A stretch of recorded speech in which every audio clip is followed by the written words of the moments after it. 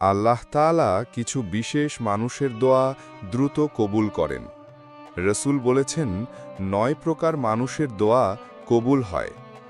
১ মা বাবার দোয়া সন্তানের জন্য। ২ মুসাফিরের দোয়া।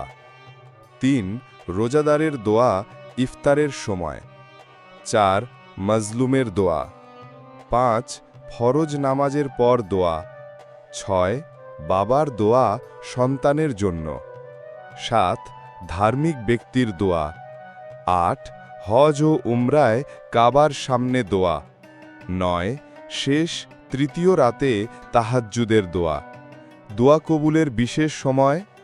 দোয়া কবুলের সময়ের মধ্যে আছে বৃষ্টির সময়, আজানের পর ও একামতের আগে, জুমার দিনে আসরের পর এক বিশেষ মুহূর্ত, সিজদায় থাকাকালীন, আর রাতের শেষ অংশে যখন আল্লাহ দুনিয়ার আসমানে অবতরণ করেন। আল্লাহ বলেন, তোমরা আমাকে ডাকো, আমি সাড়া দেব।